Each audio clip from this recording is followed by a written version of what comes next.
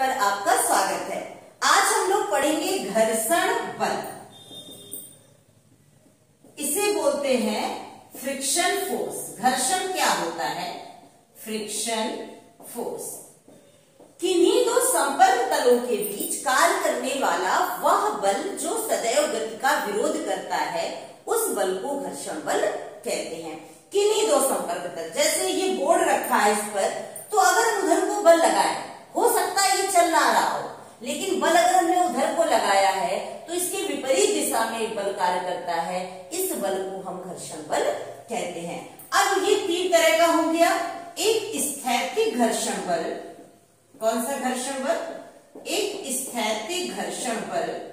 दूसरा होता है सीमांत घर्षण बल। सीमांत घर्षण बल। और एक होता है गतिज घर्षण बल। गतिज घर्षण बल।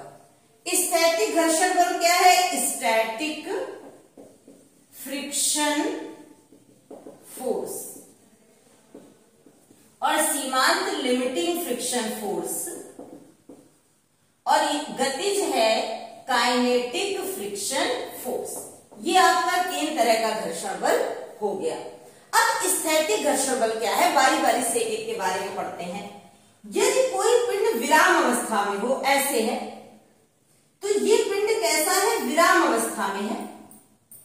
अब इस समय हमने मान लिया कि बल हमने इस दिशा में लगाया। बल की दिशा किधर है? इस तरफ है। भले पिंड रुका हुआ है, गति नहीं कर रहा है, और इसका भार किधर काम किया? नीचे को। अभिलंब प्रतिक्रिया किधर है? ऊपर को। तो दोनों तलों के बीच विपरीत दिशा में एक बल कार्य करेगा, जिसको बोलते हैं घर्षण बल। और ये किसके समानुपाती होता है? अभिलंब प्रतिक्रिया आर के। और आर बराबर किसके? आप देख रहे हैं आर ऊपर, mg नीचे, दोनों आपस में एक दूसरे को बैलेंस किए हुए हैं। तो आर बराबर mg।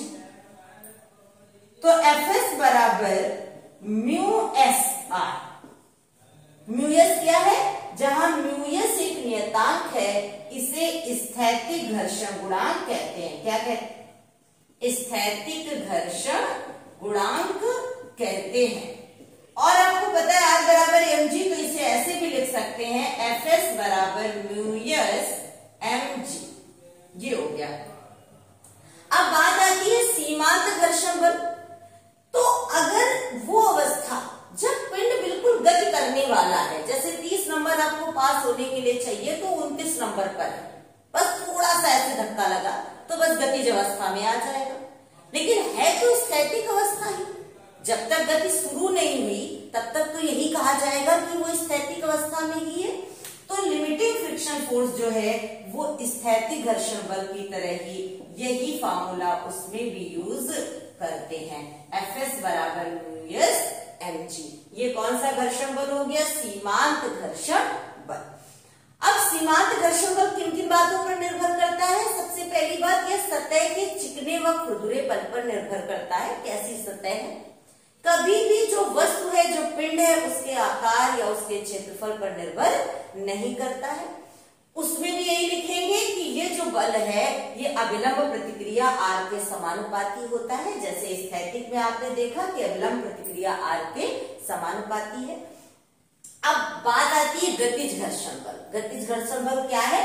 जब पिंड गतिज अवस्था में एक समान वेग से गति करती हुई चली जा रही हो, जब बिल्कुल गतिज अवस्था में हो कोई पिंड और एक समान वेग से गति करती ही चली जा रही हो, कैसा भी कोई पिंड ले लिया, तो उस समय भी सेम वही स्थिति हो जाएगी कि अभिलंब प्रतिक्रिया आर तो ऊपर लगेगी, उसका भार नीचे की ओर काम करेगा, और उस तरफ अगर एक समान वेग से गति करता चला जा रहा है तो इस सतह के बीच एक विपरीत बल कार्य करेगा, जिसे बोलते हैं गतिक घर्षण बल। और गतिक घर्षण बल भी अभिलंब प्रतिक्रिया आर के समानुपाती होगा।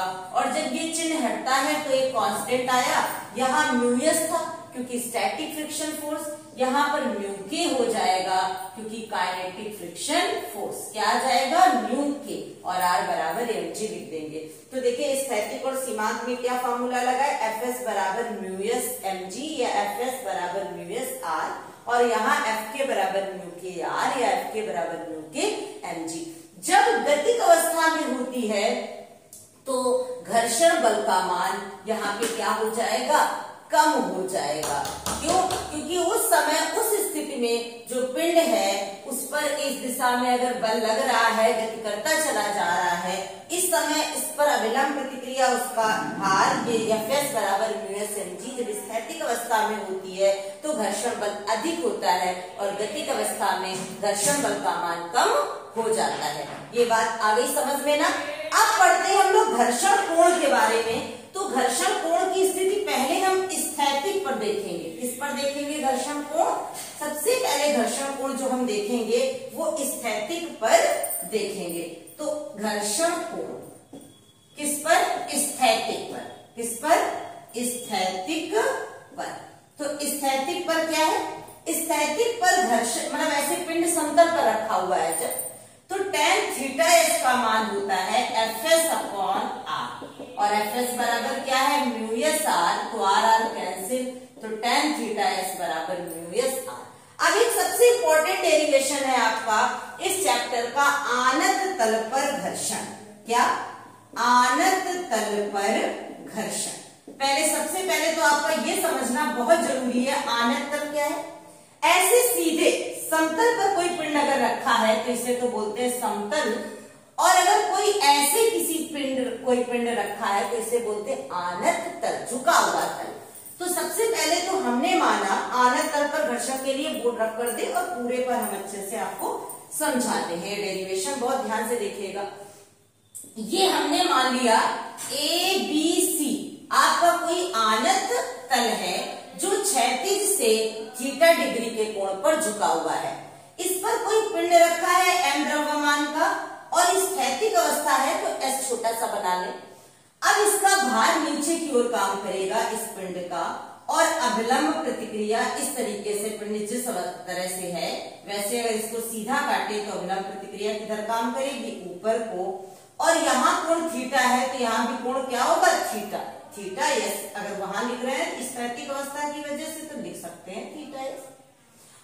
और इधर देखिए यहाँ पर थीटा है तो थीटा के बगल वाला ये आधार होता है cos थीटा बराबर आधार बटे कर्ण, तो ये घटक कौन सा होगा mg cos थीटा, और ये घटक कौन सा होगा mg sin थीटा।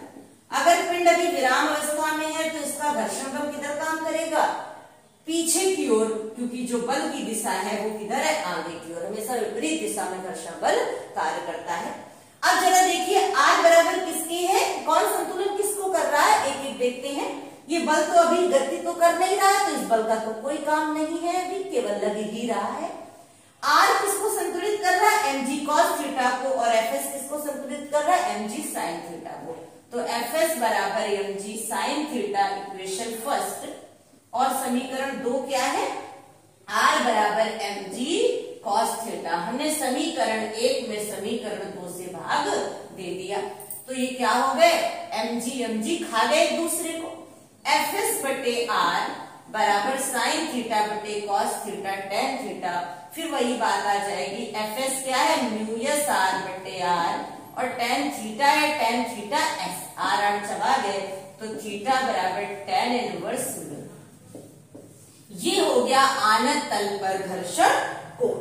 अब गतिज घर्षण बल ये आप देख लीजिएगा डेरिवेशन, और इसके न्यूमेरिकल आप लगाइएगा जो बोर्ड के आए हुए हैं, आप लोग इस डेरिवेशन को लिख करके एक बार करिएगा।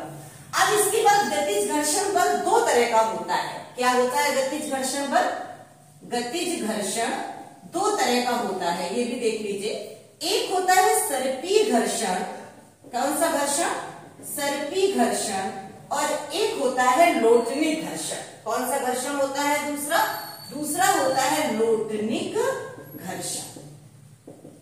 देखिए सर्पीय घर्षण क्या होता है, जब कोई पिंड किसी तल पर फिसल रहा हो ऐसे, तो उस समय जो घर्षण बल कार्य करता है उसको हम सर्पीय घर्षण कहते हैं। और लोटनिक घर्षण क्या होता है, जब कोई पिंड किसी तल पर बिना फिसले लुढ़क रहा हो उस समय जो घर्षण बल कार्य करता है उसको लोटनिक घर्षण बल कहते हैं। अब लोटनिक घर्षण बल की 2 स्थितियां हो जाती हैं। देखिए ये तो अगर जब पिंड इस तरीके से है बिना फिसले लुढ़क रहा है तो r तो ऊपर को काम किया क्योंकि ये बिल्कुल छोटा सा रेखीय पिंड इसका भार mg नीचे काम किया। लेकिन जब वो चलना शुरू करता है तो कुछ कुछ स्थिति उसकी किसमें आ जाती है, सर्पीय वाली। कौन सी आ जाती, सर्पीय वाली। इधर चलना शुरू किया जैसे पिंड, तो ये दो स्थितियां, ऐसा लगता है दो जगह पर ये टच कर रहा है, दो बिंदुओं पर। वैसे ऐसा कहाँ लगता है, एक बिंदु पर टच कर रहा है।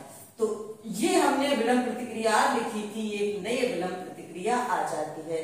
इस स्थिति पर तो ऐसा लगता है कि घर्षण बल एक बिंदु पर है और यहाँ पर लगता है घर्षण बल कार्य कर रहा है। यही कारण है किसी घूमते हुए पिंड को अगर कोई लुढ़क रहा पहिया या कोई भी ड्रम को या किसी लोटनी घर्षण करते हुए पिंड में, इस तरीके से हम बात कर सकते हैं, तो उसको खींचने की अपेक्षा, अपनी तरफ खींचने की अपेक्षा उसको धकेलने में ज्यादा ताकत की आवश्यकता होती है, ज्यादा बल की आवश्यकता होती है।